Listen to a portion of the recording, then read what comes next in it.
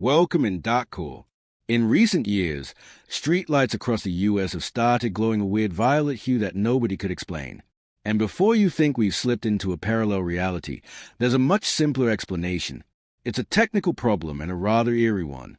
It all started in 2021.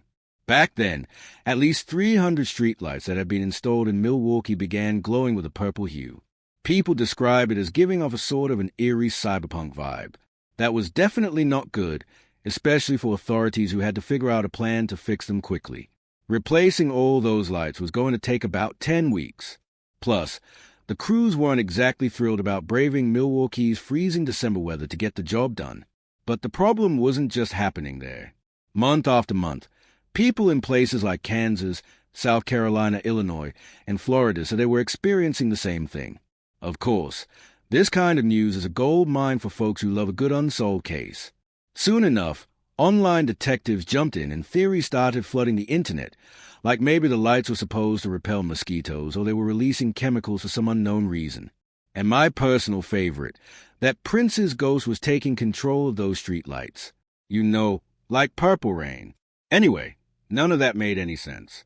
Because the truth is that purple hue isn't intentional. It's actually the result of an interesting and somewhat aesthetic failure in some LED chips. You see, from the very beginning of streetlights in the U.S., the whole idea was to keep things safe and make lighting more efficient. That's how we went from simple oil lamps to gas lamps and through a bunch of other attempts until we finally ended up with electric lighting.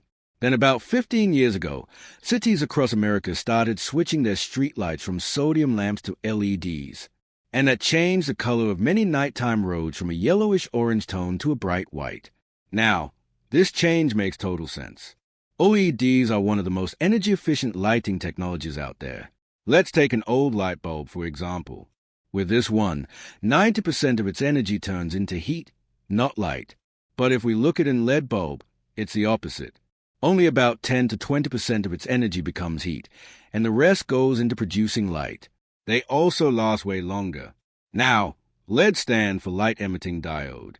These tiny diodes can shine in all kinds of colors, but one color they don't naturally produce is white. So, when you see white LEDs like the ones in streetlights and probably inside your own home, they're actually pulling off a clever trick on your eyes. To make white light, you could mix tiny dots of red, green, and blue LEDs together until they blend into white. Kind of like mixing paint colors on an artist's palette. That's one way to do it. But there's another more popular and energy-saving method that's usually used in streetlights. Instead of using 3 colors, manufacturers often start with just blue LEDs, but they coat these blue LEDs with a special fluorescent substance called phosphor. When the bright blue light from the LED hits this layer of yellow silicone phosphor, some of the blue light gets absorbed and transformed into red and yellow light. These new colors mix together with the remaining blue light and voila, the glow looks white to our eyes. Now, you might be asking, why go through all this trouble? Well, making LEDs shine red and green takes more energy than simply making them shine blue. So, sticking with blue LEDs and using phosphor saves electricity. Plus, it's simpler and cheaper because it needs less complicated wiring and few different LED chips. It's a win-win for cities trying to keep costs down and lights on. Of course, this phosphor trick doesn't work for everything. TVs and color-ranging light bulbs need to produce many colors precisely, so they still use separate red, green, and blue LEDs. But when it comes to simply lighting up a street in white light, the blue LED plus phosphor method is a favorite choice. Normally, this technique works really well for streetlights, and the materials manufacturers use to make phosphor are extremely stable. But since this weird purple phenomenon is all over the internet, there's no denying that this is happening. So specialists had to start looking for a cause. It turns out the phosphor coating had probably worn off or hadn't been applied correctly in the first place.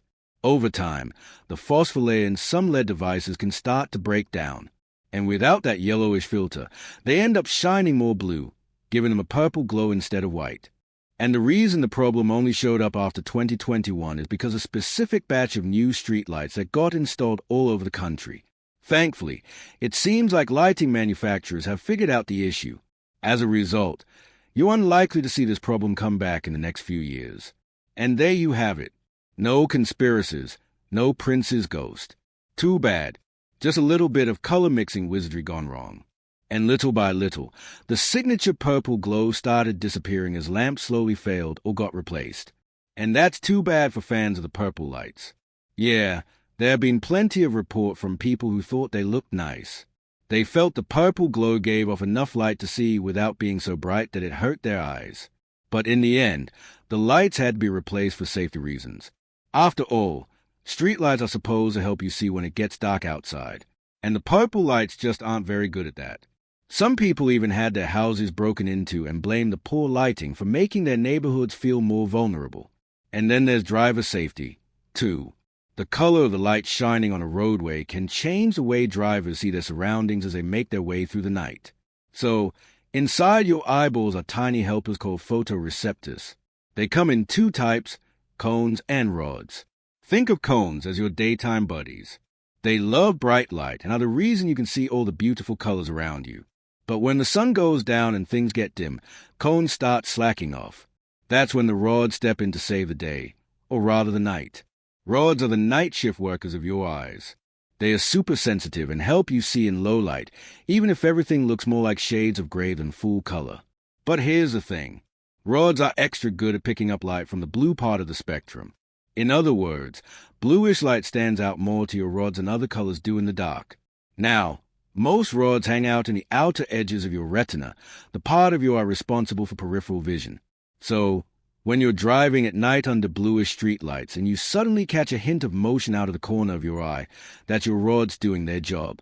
Under bluish light, they're even quicker to spot things moving around in your periphery than they would be under yellowish white lights. That boost in your peripheral vision under bluish light comes with a bit of a trade-off. Sure, your rods are great for spotting movement out of the corner of your eye, but the moment you try to look straight at whatever is moving, bam, it can suddenly get harder to see and focus. So, it's not super safe for drivers. Okay, but does the purple glow actually affect our eyesight or cause any long-term problems? Manufacturers say we can rest easy because this effect is harmless. I mean, there's no evidence that anyone's been hurt by it. But it's true that blue light scatters more easily than most other visible light and can make it harder for your eyes to focus, especially in low light conditions. So yay, I guess we can all be glad that this purple lighting is finally going back to white. See, that's it for today. So hey, if you pacified your curiosity, then give the video a like and share it with your friends. Or if you want more, just click on these videos and stay on the Dark Core. Thanks for watching Dark Core.